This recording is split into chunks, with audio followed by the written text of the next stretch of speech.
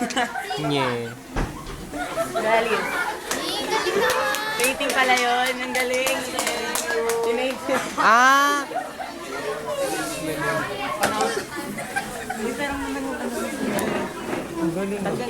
Painting pala. Akala ko kung ano. Pero teacher Robert ko ng painting. Siga.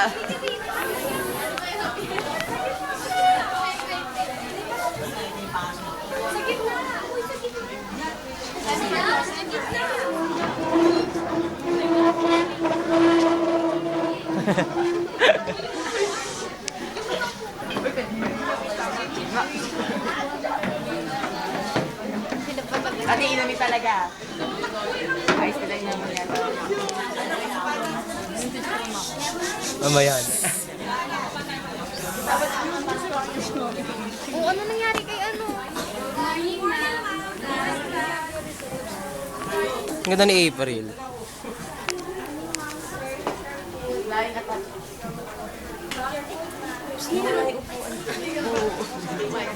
Ang takaw ni Grace eh. Kinamay eh. Uy, sayang. Miro, are you able to share our business plan? Yes, Dad. Actually, we have set meeting for today. Baka malobat to. May ba din? Good morning, Ma'am, Dad. Where have you been last night? We're working hard just to send you to school. But what are you doing? You're wasting everything. Look at yourself. Do you think you're okay? Whatever. At the mark.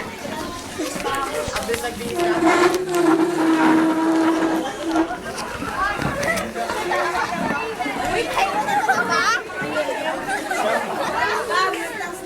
Nakakagutom ka din. Kinukutom ka. Ilang pulutan daw. Ay, nagutom tayo, Peke.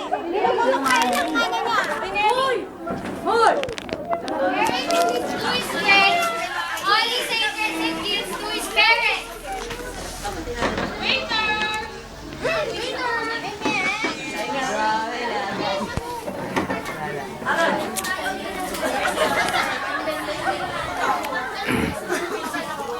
Waiter pala yun, social lang na waiter.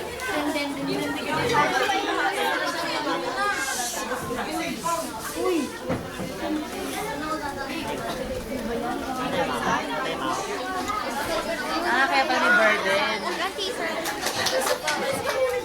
Wala. Pa-share naman ang buwan tayo ron. Pa-share na. Pa-share naman tayo ron.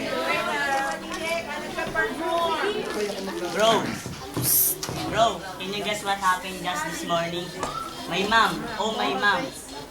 She is always scolding me about everything. Oh bro, that's so rubbish. Let's just not think of so many problems. Just drink. Cheers. Here, Hoy, Diyos naman, Diyos. Yes, she's right. Sige, By the way, I have something here, drugs. Do you wanna try? yeah, sure. Uy, sayang. Sayang. Sayang. Sabi TikTok. And also the same thing that John Eric did. Drugs. Sayang. John Eric's sister knows that his brother is taking illegal drugs. Lala ko muna TikTok. Eric, what is that issue? Are you taking an illegal drug? Who the hell told you that? No one. I just heard it from my classmates. Kanina sa No one. Trust me. You better shut your mouth. But April didn't stop investigating. She told her other sister to investigate too. Then finally, they discovered the truth. Their brother is taking an illegal drug.